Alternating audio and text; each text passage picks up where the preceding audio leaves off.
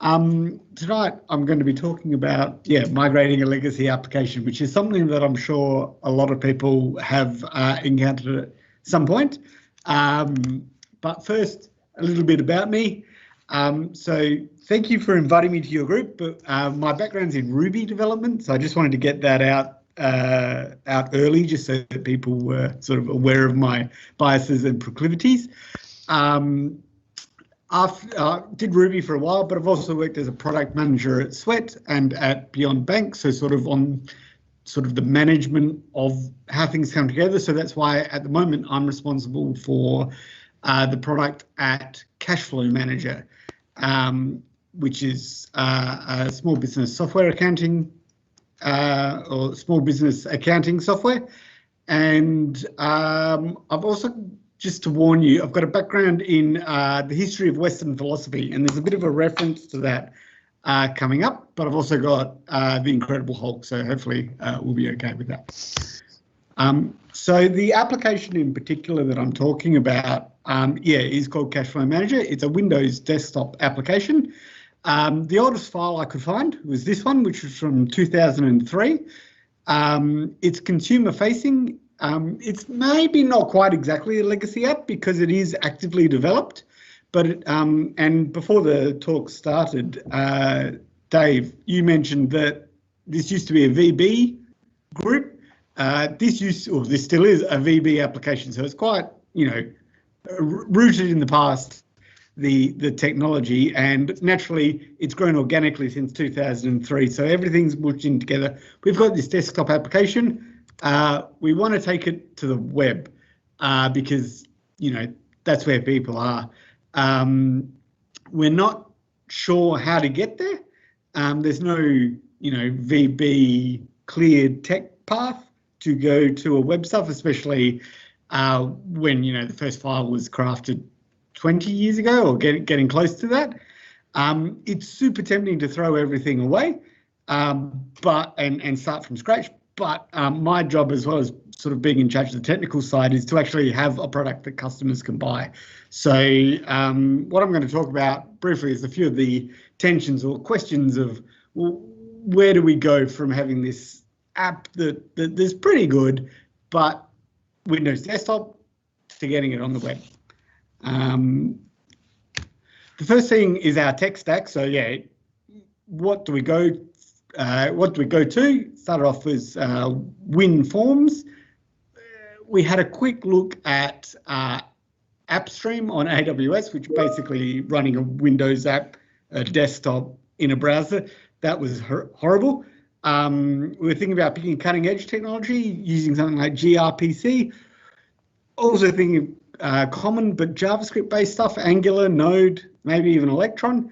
I mentioned Ruby on Rails to the team, but they sort of were less keen on that. But ultimately, we weren't really sure what we were going to do. And I'll go through a couple more things that we had questions about, but then after come back to what we settled on. We've got a code base, so that's a screenshot of Visual Studio and how big it is. It's about 700,000 lines, so it's not small. There's a lot of sort of tax code accounting stuff in there that we don't want to get rid of. And if we were to re-implement it, we'd probably lose a lot of the corner cases, which for accountants, that's why they exist. But we also had this tension of, do we move the code as is? Do we try and separate out the concerns, put in some different layers, work out how we're going to maintain two different applications? We've got a database. At the moment, the database runs on SQL Server Compact on each individual person's computer. It's about 60 tables. Each database is about 7 meg or so in size, and we were wondering how we're going to get that up into the cloud. 7 meg, the average web page nowadays is probably 1-2 meg, so it's not that big. But if all our customers turned up at the same time on launch day, wanting to upload, how do we handle that? We had a bit of a tension with the user experience. So that's a screenshot. I don't know how many people are familiar with our program, but it's fairly, Windows form centric using a toolkit called Infragistics.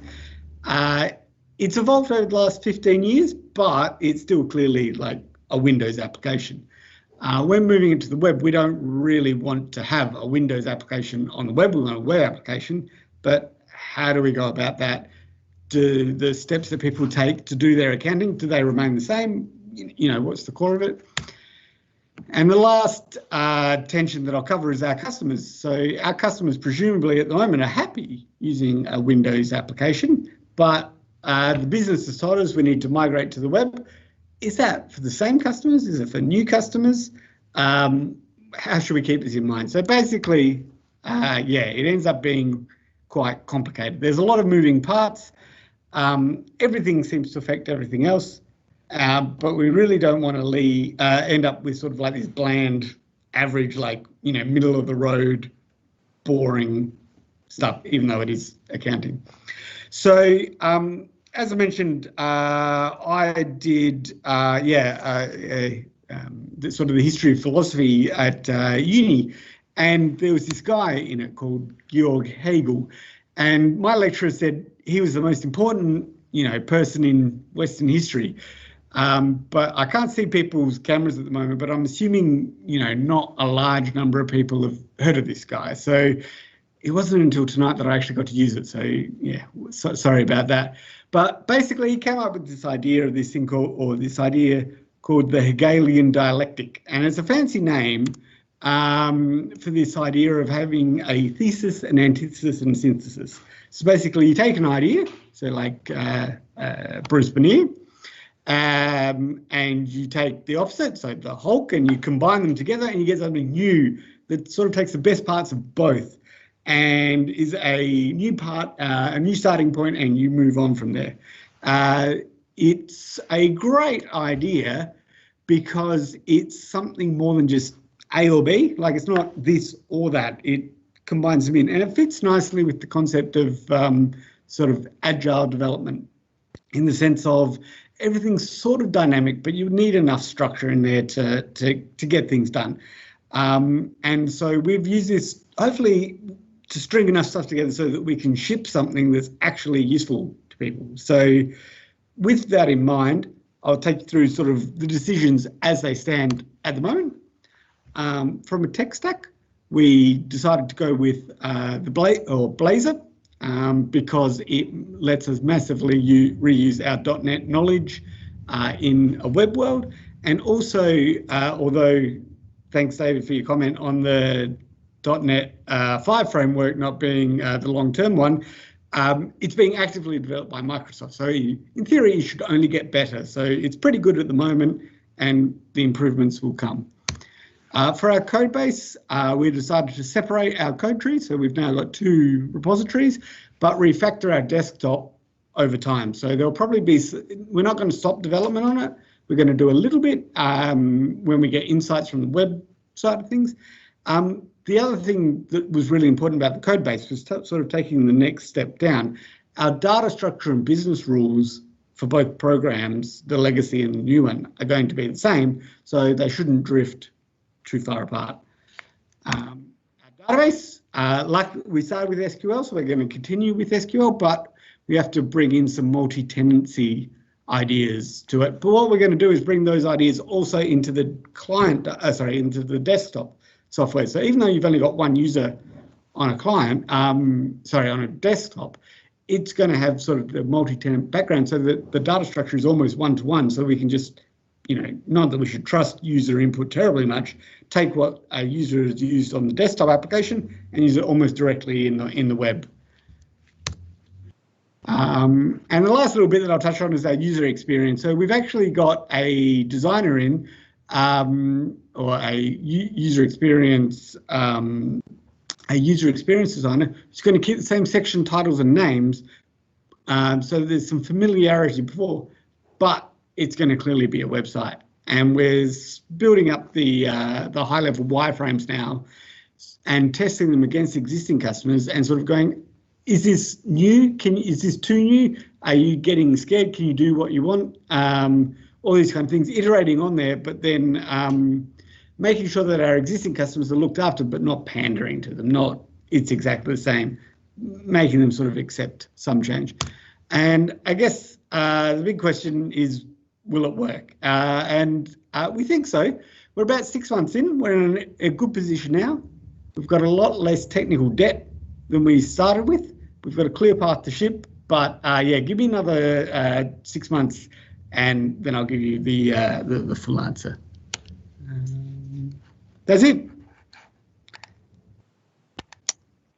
Thank you, Tim. That's really interesting. I appreciate that challenge of keeping on board the existing customers as well as looking forward to new ones. Sort of that balance. So anyone? Yeah. I was going to say, anyone else got any questions or comments for Tim before we move on to the next talk? Feel free to raise a hand or post in the chat room or unmute if you want to ask a question or a comment.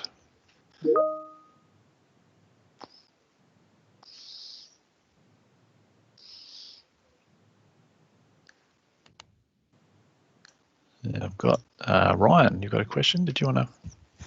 Yes, go ahead. On the choice of Blazor, actually, for the application, I get wanting to reuse the experience you have with .NET within the team, but you're confident enough that Blazor's ready for a production application, or at least will be by the time you deploy? Yes, confident enough to take a calculated gamble on it. We've done a few sort of micro, little bit more than proof of concepts, and it seems, acceptable.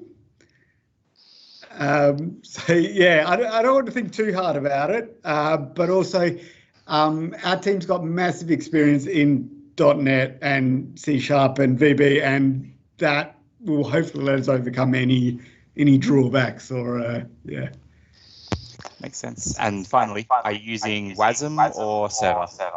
WASM. Really going for the high tech. Well, yeah, but with the with the 5 release, we tried it out. I will assume on a preview. I was told this, and the performance was greatly improved. And it's like, oh, I feel like all of a sudden, teeth stopped chattering a little bit, and it's like, that's good. So yeah, I'm putting my trust in Microsoft. I'm from the Unix side, so this is weird for me, but it seems like they'll pull it through, I hope. Yeah, it was the talk of the town at the .NET Conf. Oh, good. Yeah, I think they do seem to be putting a fair bit of resources behind Blazor. So, yeah. So my name's Matt. I am a full stack developer at Teamgage. If you haven't heard of us, we are a people culture improvement platform based out of Lot 14. Completely unbiased opinion. We're amazing at what we do. Cutting edge technology, never pushed out a bug. Sorry, I've probably got bosses online watching and just absolutely shaking. So sorry in advance, but awesome team. Myself, I've been a developer for around 2 years now, so pretty fresh to the game still. What else about me? I'm growing a beard. This is the first time I've done that, so that's pretty exciting. Lots of things going on. Anyway, tonight we'll be talking about, as much as at Teamgage, we are perfect. We also have plenty of room to improve in things. Kind of antithesis, never mind. But so one of the areas that we recently redid was how we approach our multi-tenancy and databases. And so we developed a tool whilst doing that called Crystal, which we'll be sharing with you tonight. So here we go. So I'm going to quickly rewind. I assume most of you online are much smarter than I am, but having been someone that would have happily joined one of these meetups a year ago and only known 1% of what I know now, I'll just quickly rewind and give some basics. So multi-tenancy is a key part of most software as a service offerings. It's the thing that keeps your data isolated from everyone else's, whether that be logically or physically. So, for obvious reasons, when you sign up to use SharePoint or something. You don't want your data just being mixed with Jim's mowings down. Don't know why I picked them, but yeah, you don't want your data being mixed with someone else's using that same service. You know, I don't think I have to explain why, but definitely security reasons at least. You know, SaaS providers often are subject to data sovereignty laws. So, for example, a US company might not want their data sitting in a database in Adelaide, you know, kind of understandably. And also there's performance implications too. So, you know, as developers, that's the overview, but we care, sorry, that's the overview of multi-tenancy, but as developers, we often care about the implementation. So here's a few different ways that you can implement it. So the most basic being that you pretty much just add an extra column into your database to identify which tenant that row belongs to, and your memory models would have a corresponding field. You know, this is a very simple method, which is why I put it first, and it gets the job done, but definitely not scalable in terms of that security, data sovereignty. Everything's in the same database, so you physically can't separate it out. And performance-wise, if you've got one client that absolutely hammers your database, all your other clients will suffer too because they all use the same database. I'm going to skip the different schemas one, but it's just an option because tonight we'll be talking about the separate databases one. So this is something that we've moved to as we've been scaling up at Teamgage. And yeah, so it was a little bit of a challenge, but here we are and presenting on how we got there today. So other thing that we need to consider is data dependent routing. So, you know, now that we know in our database who a particular piece of data belongs to, you know, whether that be by the database that they're sitting in or by a column or something like that, we need to know, you know, I'm me logging in and requesting a user, whose tenant do I belong to and which data do I have access to? So in the context of a web app, we actually have quite a few different ways to do this, and I'll go through a couple now. I'm going to try something fancy here. Let me know if it doesn't work because I've got some saved things. I actually borrowed a friend's Wacom tablet just to see if we could write out some things here, make things a bit more interactive. I gave it one test run. Hopefully it still works. You can see me drawing things. I'm going to take that as a yes. Yes, we can. Yeah, cool. All right, so you know, the first options would be, of course, URL based. So based on something in the URL, we're going to route your request to a different database. So the most basic would be a RESTful type of thing where we're going to pick on gyms again. You know, your URLs all start with the tenant that you want. So to get gyms users, we'll go to /gyms/users. And again, this is great for RESTful APIs because you don't violate that principle of, you know, hitting the same URL and getting a different thing depending on who you're logged in as or any query parameters. Speaking of query parameters, you know, we have, whoops, let's get rid of that. We have other options like users with a query parameter that says, you know, tenant equals gyms, and that's another valid way to do it. We could do subdomains, gyms.whatever your website is, .com/users. If you want to go non-URL based, we have other things like JWTs have given us the ability to, you know, make a tenant claim, for example. So somewhere in your tenant, so that's definitely not a J, but it definitely looks like one. You know, so in your token, for example, you can pull out server side. Okay, yeah, we verified that this guy is from Jim's tenant, and so we will access their data. Does anyone else have any other quick ones that you can think of? This is the list that I could come up with anyway.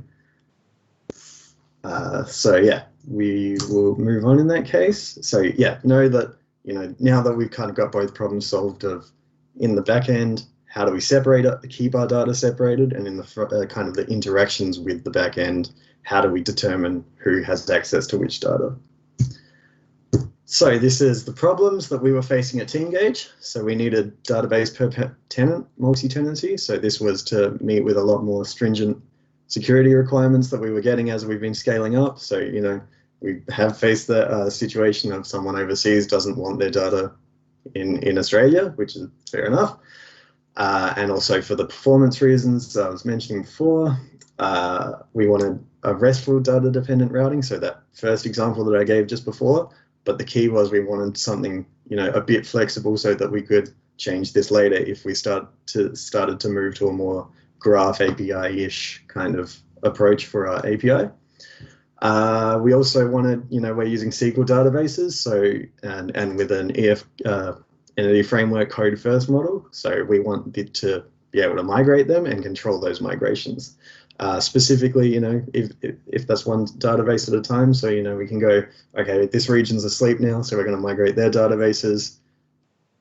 Either a job or just someone can go click migrate now, and it will pick out all the databases within that region and just migrate them, ignoring everything else.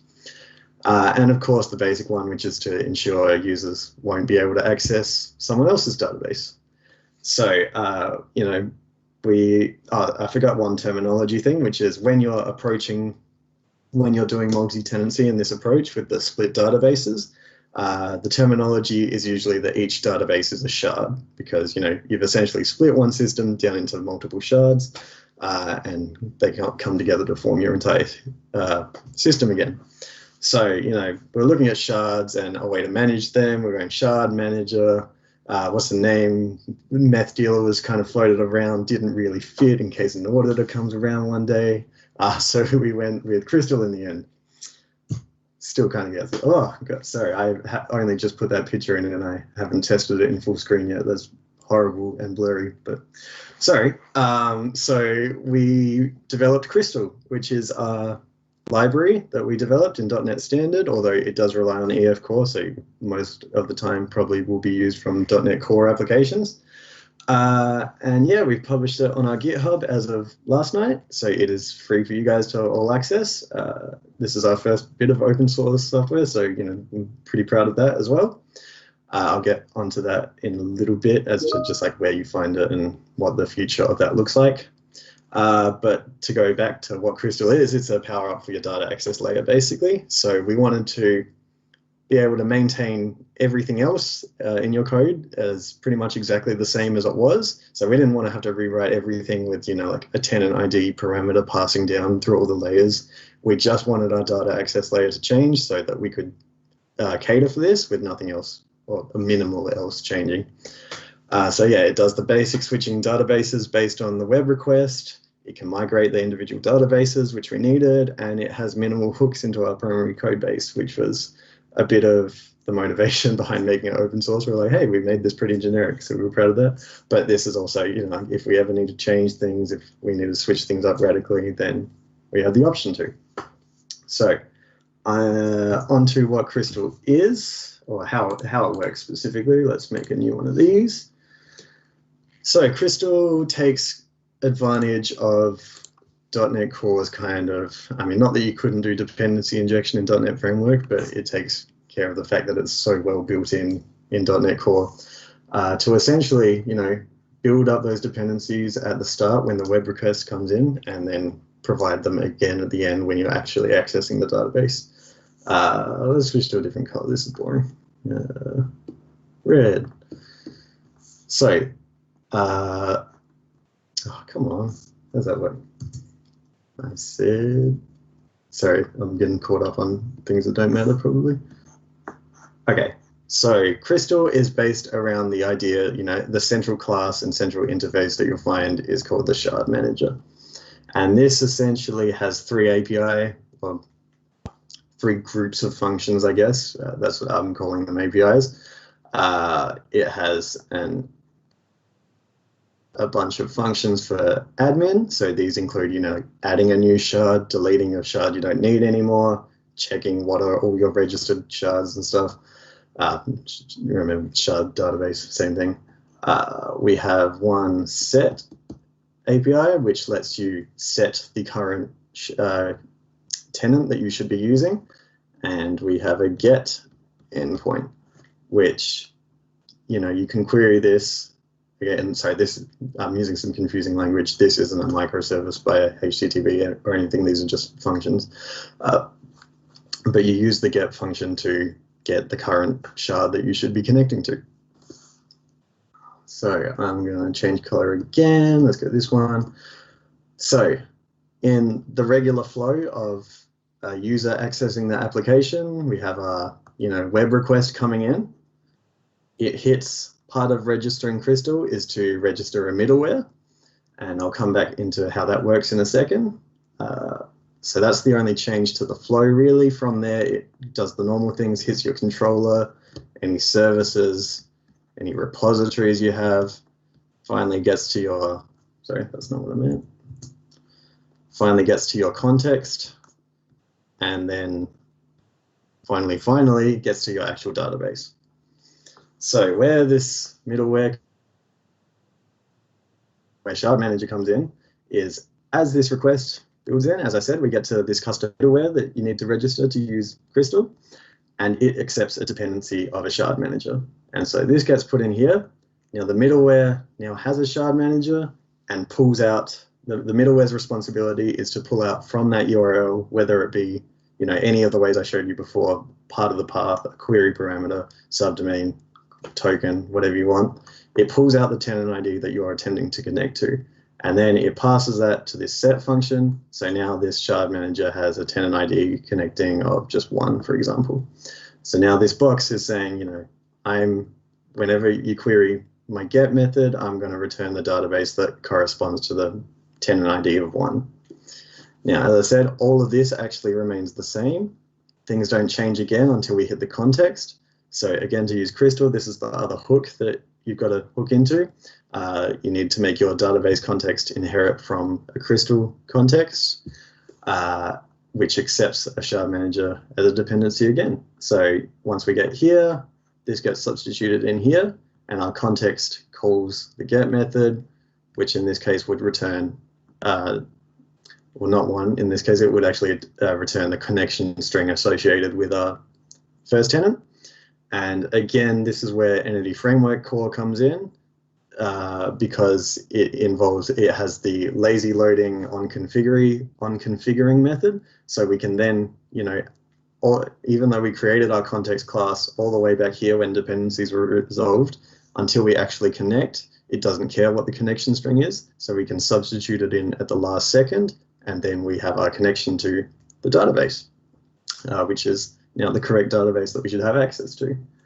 So obviously there's the case of, other people coming in. So we've got a second request. Whoops, I'm pressing buttons on this thing. Does the same sort of thing. So how do we keep these requests isolated? And, just because we don't want to be subject to any sort of race conditions where this one set the current tenant to 1, and then on this thread, we actually pull out tenant 1's connection string. So this is where that dependency injection comes back in, and the .NET Core iService collection implementation, which gives us the scoped lifetime option, which allows us to, in a web application at least, resolve these dependencies, or only create a new dependency once per web request. So for this thread, it also gets its own new Shard Manager because it is an entirely new web request. And this Shard Manager exists until it's the same one that's used once we get to the context here. And that is kept completely isolated from the first threads. So pretty simple with that. How are we going for time? I might actually move on from there. I can go into a demo later. I don't know if we finish early or anything.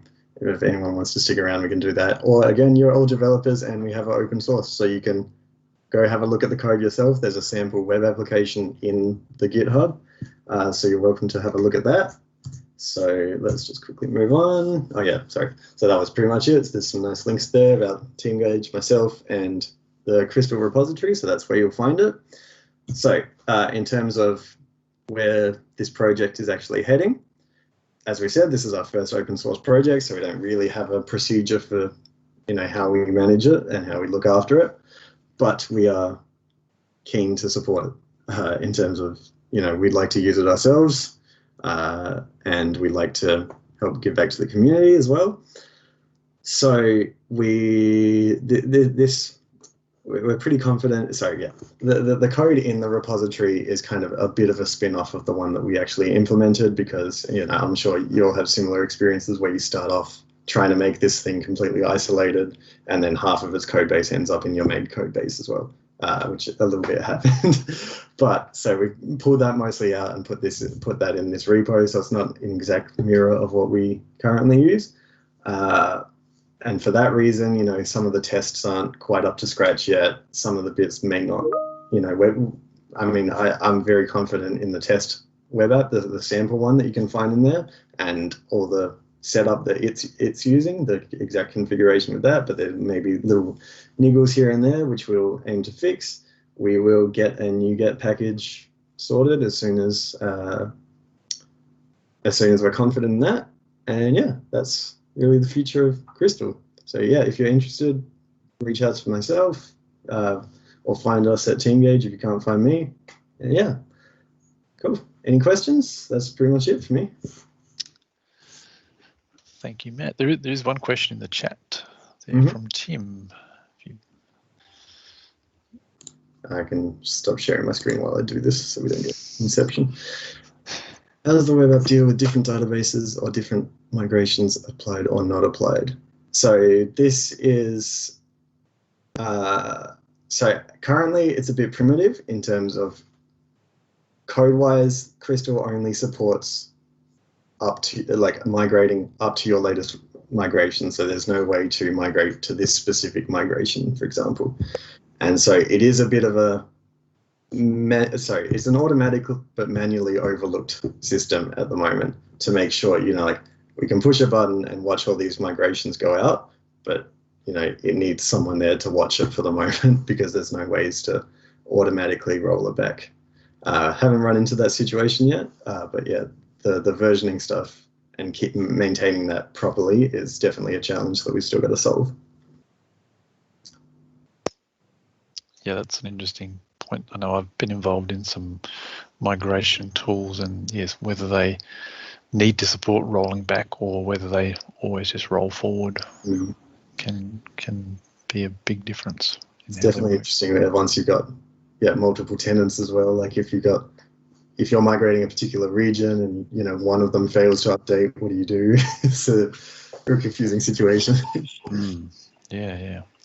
Any other questions or comments? Feel free to raise a hand and unmute if you want to ask, or post to the chat. It's a really interesting looking tool, Matt, and yeah, looking forward to seeing how that evolves. It's nice that your company's been able to open source that. Andres has posted a question as well. Yep, so that is down to, we've got kind of areas for configuration in all the options. So there is so you yourself as the user of Crystal will define any checks that you want to happen between, you know, grabbing the tenant ID and actually executing the request. So if you want to put in some functionality for verifying that this user belongs to this tenant, you can do that. There's also, you can also implement your own custom validation right down at the database level as well for, you know, actually, no, sorry, that's a different thing. I just got caught up there.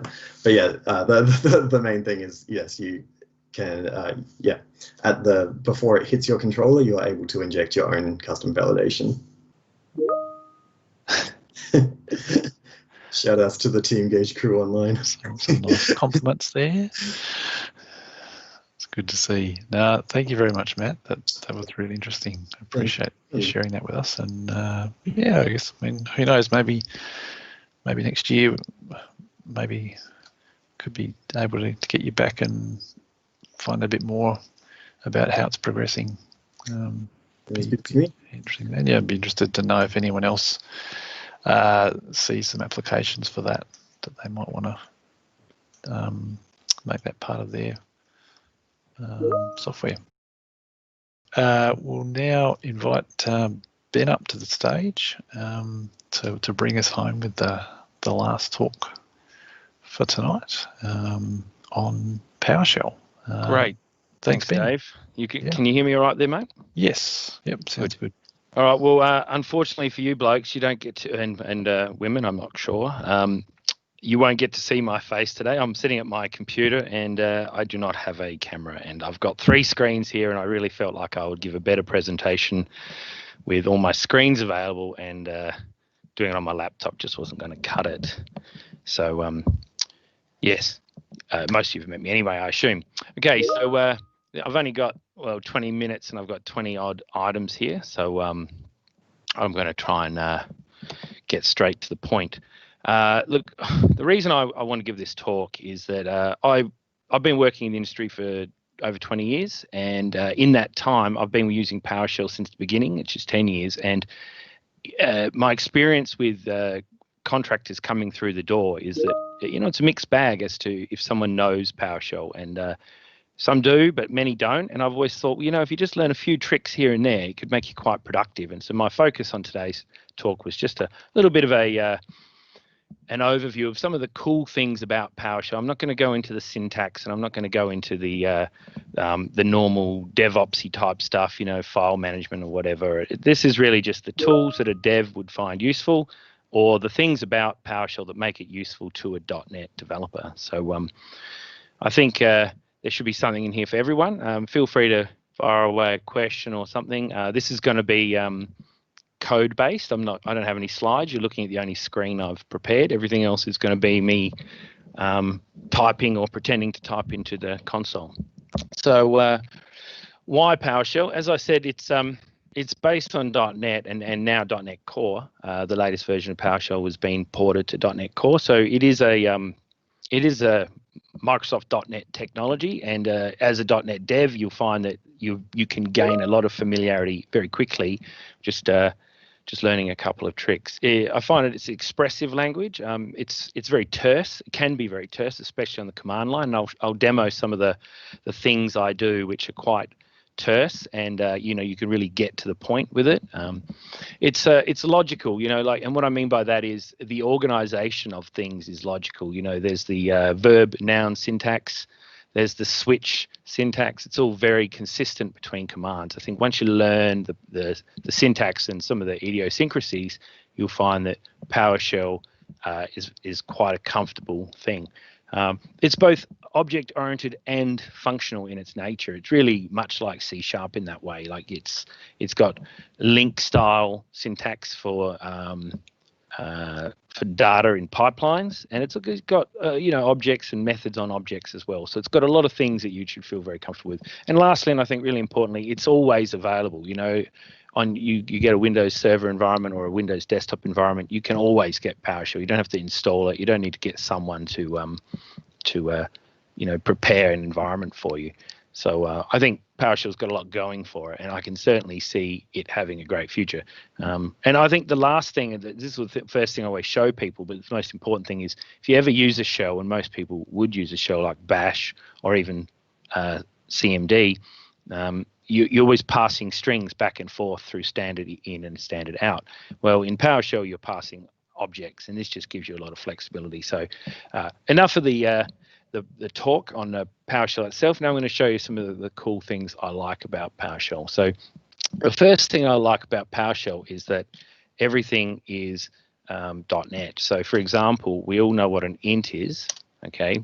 And here it tells you that an int is but you don't really know what that is. It just says that's there. So if I ask it for get member, okay, you'll see it tells you a lot of stuff. What is it really telling us here? It's telling us everything it knows about this. It is a type, okay, and it's got members, etc. Right? So the first thing you should learn about PowerShell is that it's all .NET all the time. Now, I just typed in int, but you can actually type in system.int32 if you prefer, and do it that way. And as you can see here, I'm going to use the pipe GM, that's the alias for get member, and I get the same thing. It's exactly the same thing. And we can see that by asking, is that the same thing? Can you just zoom up your text a bit, Ben? Yeah, sorry, Dave. Yes. Just tell me when that looks all right. That's good. Yeah, that's nice. Good? Yep. All right, so there we go there, and you'll see that's true. So they are the same thing. So what is this square bracket syntax? This is really just a way of specifying a type in PowerShell. I'm going to have to drop back one, Dave. Unfortunately, my auxiliary screens are also changing. I can't see. That's okay. quite, that's all right. quite silly. But Yeah. and you know what's cool about PowerShell is you can ask any type. For example, here I've got an A, and I can say, what type are you? And I'm going to have to use more now just because the screen's going to scroll. But what type is A? Well, it's a string. That's pretty nice, as you can see. And how about this for a trick? Does anyone know what this is going to do? Dave, I'm sure you do. Anyone thinking this might be a character? It's not. It's also a string. This is one of those things about PowerShell that's a bit odd. The thing about quotes is they're not actually characters. If you want character type, you'll have to actually cast that to a character like that. GM, okay, I'll keep hitting that key.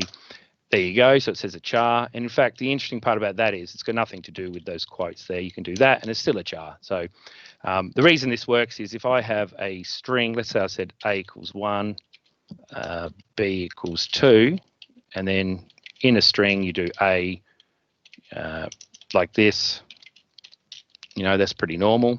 You see it's just going to interpolate the string, whereas if I do that with quotes, it doesn't interpolate the string. So the single quote is just a non-interpolated string. Okay, so that's probably one of those things in PowerShell that is an interesting little aside. You do see this syntax sometimes just for when you just need to output some string. The thing I love most about PowerShell, and the thing I find it useful every day, is the way that you can just use it like a link. Now, every one of us in .NET uses link to some extent. If you've got a list here, look, this is PS, this is just listing all my processes. I can select names here and just get all the names. That looks pretty cool. I can where name match, well, actually I'll do not match service. There you go, you can see that there. So this is like, looks a little bit like link here, and you can do this in the other order. It doesn't have to be select there. So that's even cooler than link, like that. And you know, you can even sort that if you like. So this is the sort of thing that PowerShell is very good at. Like there's a one-liner there, and it just pumps out very clean, very link-like syntax. And you do this all the time. In fact, the first thing you learn when you're doing PowerShell is that it takes too long to type where, so you put a question mark there. At least I do. And it's the same. So where is an alias for? A question mark is an alias for where.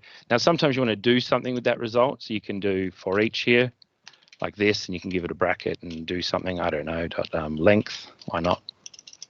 Remember, it's a string, it's PowerShell, so we just get all the lengths out. Actually, I better, oh, there's a trick for you. There we go, we got all the lengths out. Now this is interesting, notice how I just put EXP here, this is expand, I should put that in like that. What that does is it says convert from being an, when we had it without it, we're actually returning here an object with a type name, but when I expand that type, we're now actually just spitting out a string. So we've expanded into a different type, and that's quite useful for when manipulating structures in PowerShell. So as you can see there, I've expanded the name, sorted them, and then I output the lengths. So that's pretty cool, and it's very PowerShell. But of course, once again, you're not going to type for each all day when you can put that little percentage there, does the same thing. So this sort of aliasing is at the heart of PowerShell. And the best part about aliasing is that once you use an alias, you'll never go back.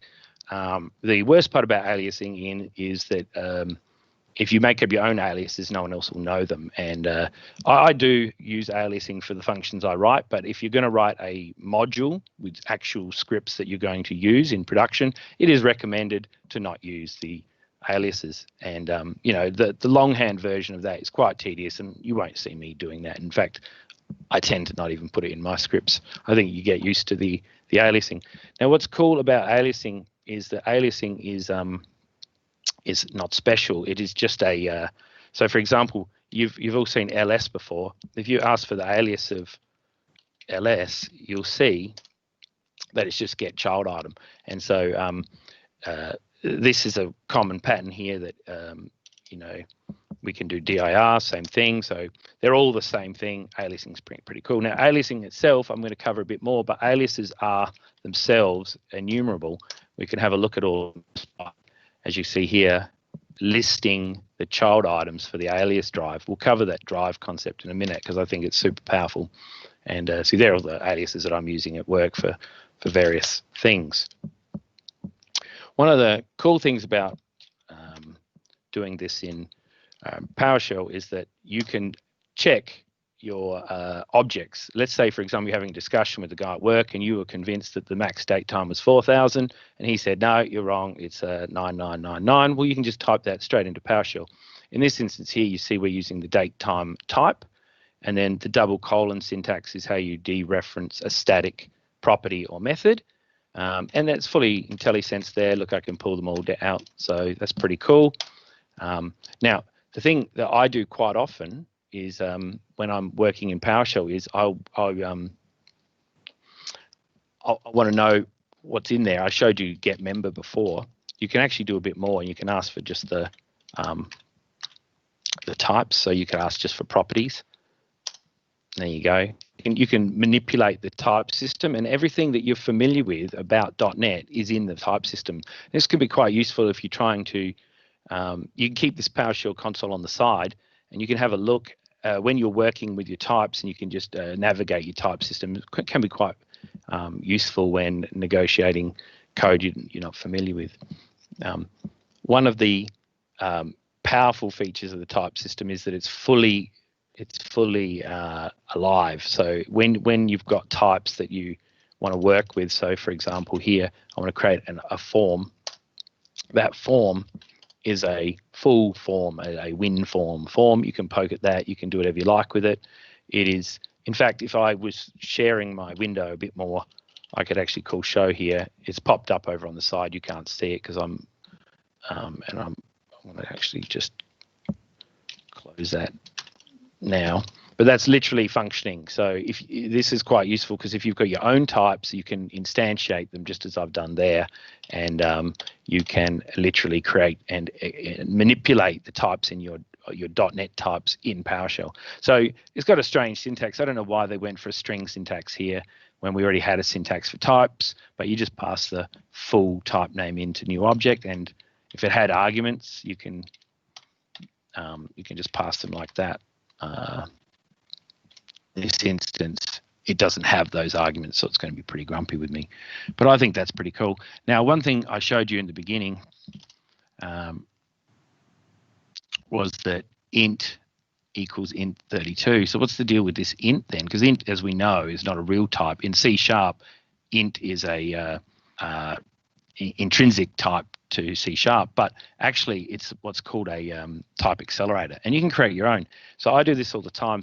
Sometimes I need to generate a report for the assemblies that are in the system, and I think to myself, wouldn't it be nice if I had I could just reflect on the assembly. So if you had a type called assembly, you could do stuff with it, like assembly.get type, this, that, and the other. But you can't because it doesn't exist. But you can do this one, and then you can load a type, etc. All right. But see, having to type that full name all the time is quite tedious. So for all the types that are used commonly, there is this syntax for type accelerators where you can, as you see here, I can create an accelerator, and now I can actually do this and see now it's real. Now, obviously, I didn't pass any arguments, but so that can be quite useful as well. So type accelerators are a nice, efficient way of setting up custom types. So you might be wondering, well, where would I set that up? Well, if you type in $profile, you get a path to a file, and that profile file is specific to the host. So in this instance, this is the VS Code profile. If you're on the console, you get a different one, and in that file, you can edit that file, and you can, and I'll just show you mine. Here it is. It's got a lot of stuff in it, which you can't read. But here I'm setting up aliases, importing modules, setting up global structures, and just setting the local directory. That could be a good spot where you set up some aliases or some type accelerators. I think that's super powerful. So you might be wondering, why would I want to do this? What's the point? Well, I'll show you. Here's an example of a file that, if you see here, I'm going to load up this OPC UA client. This is a third-party library that we use for communicating with PLCs. And if I try and load that, I must say I was about to demo how this is going to fail, because you have to have preloaded some dependencies and all that. So I'll show you that if you try and call get types on that assembly, and this is a standard thing, you see you get an error. It's saying, I might want to assign that correctly. You get an error, and this saying, well, it can't load that file because some dependencies aren't loaded. If you check the loader exceptions, you would see that. So how do you fix that? Well, this is just PowerShell to the rescue. I'm going to just loop through that directory and load all the files. And notice I'm using the type accelerator. It's quite clean. That's loaded all them up. Now I'll reload that assembly, and I can now get its types out. And as you can see there, let's have a look here. We can see here that it is pulled out a bunch of types that existed in there. So I find that useful. This is something that I'm often doing when I'm writing meta programming. If I'm doing code generation, for example, I want to use PowerShell to reflect on an assembly, find the types, get their properties, all that sort of stuff. It's all quite easy to do in PowerShell in a very easy manner. So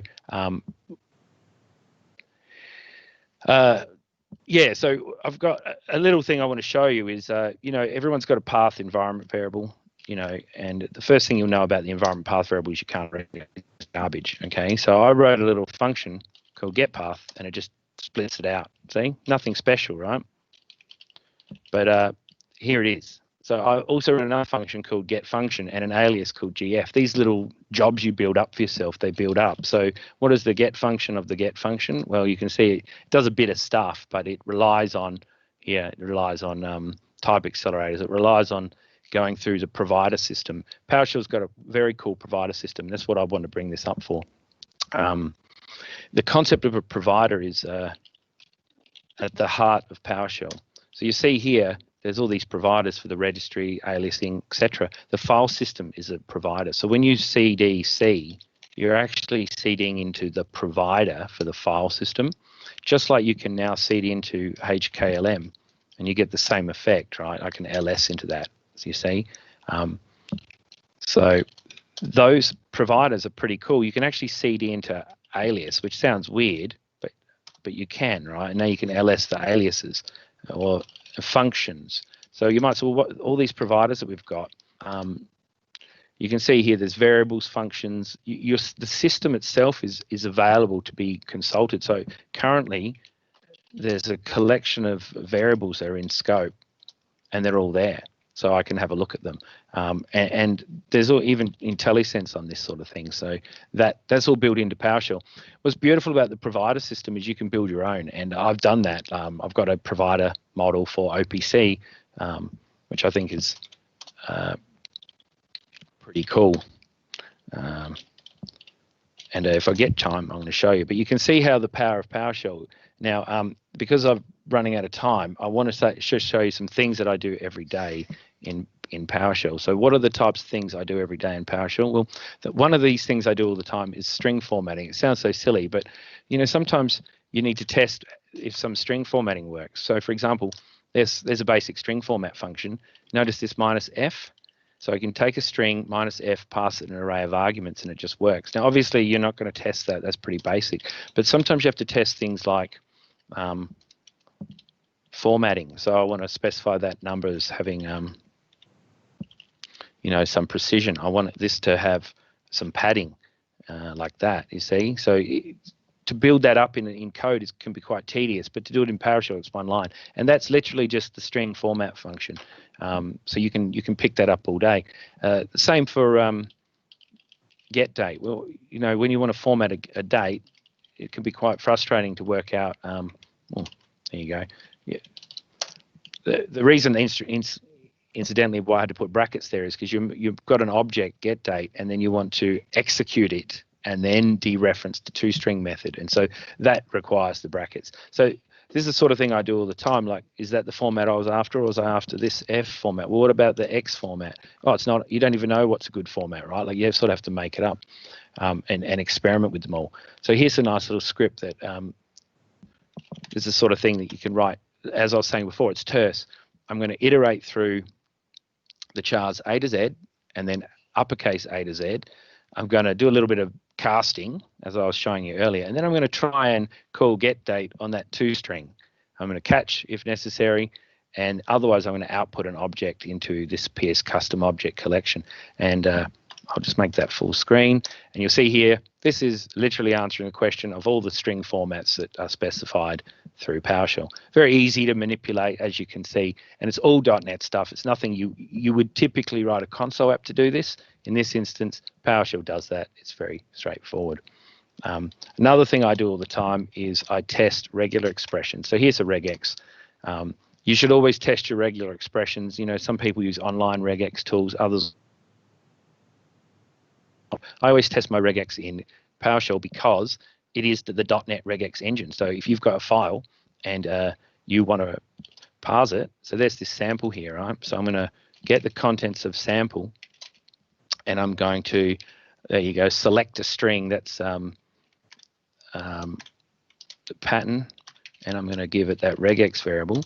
There we go. So it's found all the lines in the file that match that pattern, which actually is all of them in this instance, except for, as you can see, there's an error there. And after that, if I just dump that whole file, you'll see there was a bunch of exception stuff at the end that was not matching, and so it didn't output it.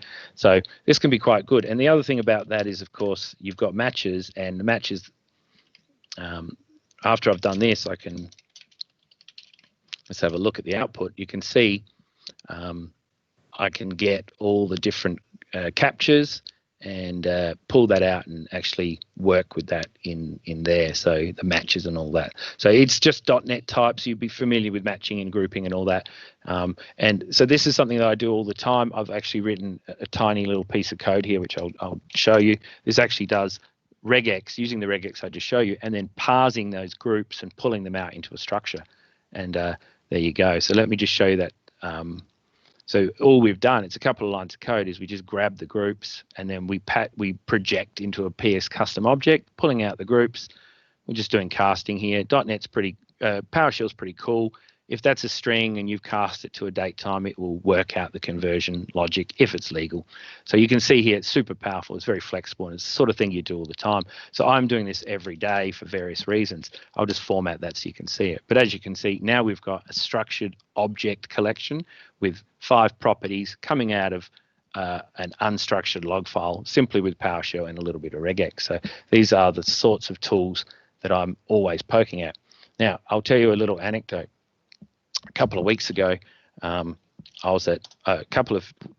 started working for a client who makes us do everything through their ops management. If we want to move a file, we have to go drop it off at FTP and then move it up to their ops manager. Will copy it to the server. It can take hours, and obviously that can be tedious, and they can reject it. So sometimes I'll just use PowerShell to solve the problem. You can always paste into a window. So I wrote this little script called getlog.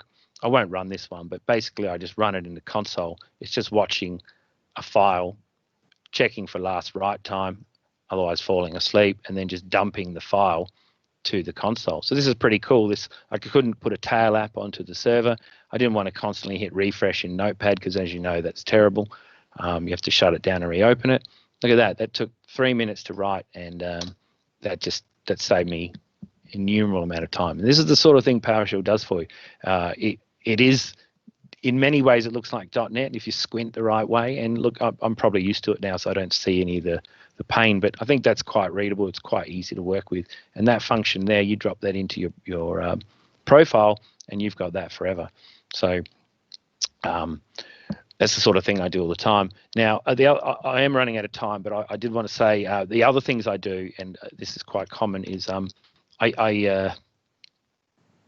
I call REST APIs. That's probably something you may have seen. There's a built-in command called invoke web request. It just does it. So there really is nothing for me to demo here, right? Like, it takes the URI, you can give it headers, you can build up your own bearer tokens and all the normal stuff. I showed you the poor man's tale. Data cleansing, that's much like the regex. I actually did that today. I had a CSV with some of the bodies had commas in them, and I needed to pull it out. So data cleansing in PowerShell, templating. I could probably show you this really quickly. If only I could make this a bit smaller, but here's an example. Sorry, Dave. Big pile of SQL to generate the input data. You can ignore that. But then all you do is you loop over that data. Here we are. We're going to loop over these columns grouped by the table. So now we've got an outer table, a set of columns in each, generating a view. And you can see here, I've just emit strings, and then I'm just concatenating. This is the sort of thing that you would normally write a program for. String interpolation in PowerShell is very powerful, calling functions, etc. This is just the type of thing that once you get good at it, you'll be doing this all the time. We've got quite a bit of this at our company, and I think that it's very useful. There's a lot more I could go on about, actually. In fact, I think this talk could totally surpass the lightning round limits. Sorry about that, guys. But yeah, I might just finish by saying that there's more that you can do here. You can write your own providers. Like I said, you can write your own commandlets. So every one of these commands that we're doing here, whether it's get this or get that someone wrote that in C# and published it. You can write your own. They're really simple to do. All you have to do is inherit from this guy, PS commandlet. You see, if you inherit from that, you implement begin, and then you're in business. And this is the sort of thing that's really powerful in .NET and PowerShell integration. The other thing you can do is you can actually put PowerShell into your application. So if you've got an application that it's got a complex in-memory model that you wish that sometimes you could navigate and consult, writing those link style functions, and you don't want to write a parser, and you don't want to write a AST, and you don't want to do all the heavy lifting, well, you can just publish those objects in PowerShell, in embedded PowerShell, and then expose a console, basically just a string where someone types, and you can pull out those data values. And a great example of that is Snoop. The Snoop tool for WPF has a PowerShell console where you can actually manipulate the object graphs that it provides. There's plenty of other things I could talk about. I really have run out of time, though, and thank you for your patience. I hope, if nothing else, I've given you the courage to write a poor man's tale function on the customer's server if you really need one. Okay. Thank you, Ben. That was really interesting. Always learn something when I listen to you talk about stuff. So that was really cool. Is there any questions for Ben before we wrap up tonight, or any comments? If you've got a question, feel free to raise a hand or unmute and ask, or type in the chat. Be curious to know, are there people, I guess, on developing on Windows that haven't used PowerShell, are sort of still using CMD or Yeah, I'd love to know that, Dave. It would have been good to be this. If we just have a raise of some hands, might be useful, wouldn't it? Yeah.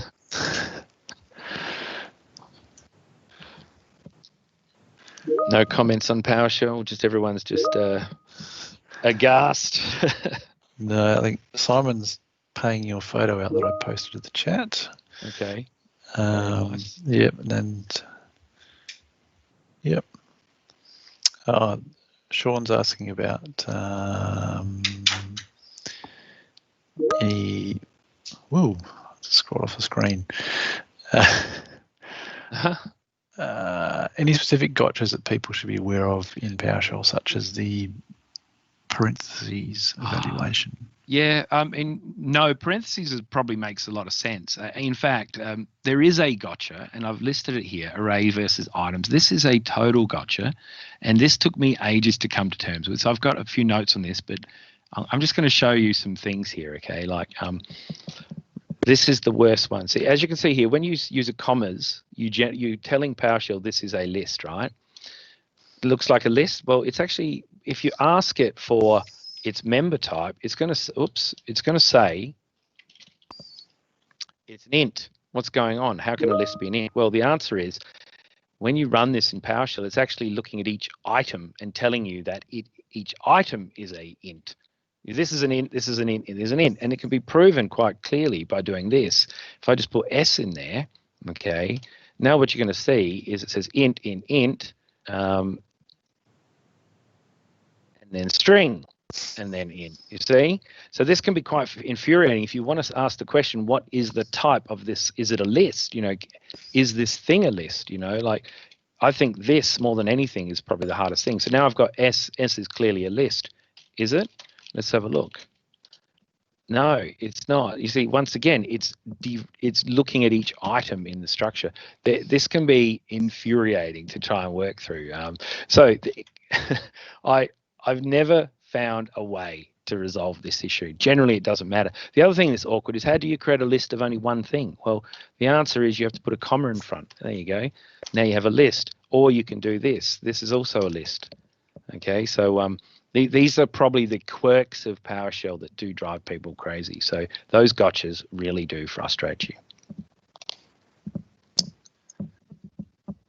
Yep. Any other questions for Ben?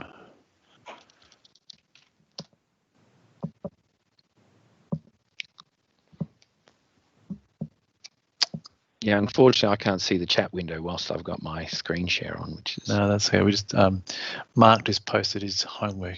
Actually, no, there it is. Okay, good. He's written down a whole lot of things he's going to have to. Great. Do some Get learning busy, up on. Mark. Yep. Get busy. Look, here's my tip for anyone who thinks, yeah, I could get into PowerShell. My tip is take PS and just write some link statements on it. All right. As I showed you at the start, this will just give you this sense of ability. See, if you do this, you'll get somewhere straight away. And don't be afraid. You don't have to type the whole thing in. What I always do in PowerShell is I start with a one-liner like this, and then I just modify and I modify and I just keep on going. I've got some times where I might write 100 lines in the console to generate that string, just the command, just the way I want it. And I think interacting with the REPL is super powerful, and it's a different way of working. It's not really a C# way of working, but it is a standard way if you're in JavaScript or Python or any of these interactive dynamic environments. So and I think Ruby too has a REPL. So these types of languages and PowerShell, they're sort of in the same way, and you can definitely learn it this way. Very cool. And yeah, I guess the other thing, I love seeing other people using it, because you're always picking up stuff. I mean, I think we've probably been using PowerShell for a similar length of time, but there's always new things to learn. So yeah, well, that's true, Dave. You and I have been doing this for a long time. Yeah. Yes, hence why the large font. Yeah. Well, thank you, Ben, and thank you everyone for joining us this evening. It's been good to get back and have an evening time slot and catching up with everybody who finds that more convenient. The December meeting will be back at a lunchtime, just because our speaker is joining us from the US, but hopefully next year we'll be back meeting in the evening in person as well. So fantastic. Yeah, looking forward to that. Yes. All right, guys, thank you very much. Thanks for having me. Thank you, Ben, and feel free to hang around and chat. Sure. Post any more comments if you want, but otherwise feel free to head off. I'm sorry I can't share the virtual pizzas with you tonight, but again, we're looking forward to having them hopefully next year. So what I just thought, Dave, I might actually post my command line so that there you go. Look, the final PowerShell will be me capturing the PowerShell into a clipboard of the entire command line. So this, and then, so if anyone is interested, it's right there. And I will even, actually, it doesn't look like we've got code markup in the comments. I'll just have to paste it in the old-fashioned way. There you go. So if you do get the urge to poke at it, there's the text that I typed, so you don't have to retype it. And you can get code format. It's just triple backtick. Yeah, no, I did that. It didn't switch into the mode. I mean, I was surprised when that didn't happen. So feel free if you can get that to work. But I mean, I've been using Teams since the beginning. Oh, nice one, Dave. Nice one. It might be because you're guests, possibly. Yeah, it could be. Yeah. Could be. Well, it works at work, so there you go. Yeah. Yeah. So yes, there's always. Oh, there you go. Ryan got it to work. Well, yeah. Sometimes, yeah, the formatting in Teams can be funny. Yes, it can. You paste it and then it loses it, or you can't get out of code format. There is that other mode. Maybe I should have done it within the other mode, the proper editing format. Format thing, yeah. Well, then you do that and you don't have code format. No, I don't, because I just saw that. It's the only thing I could probably do is put it into a font. Forget it.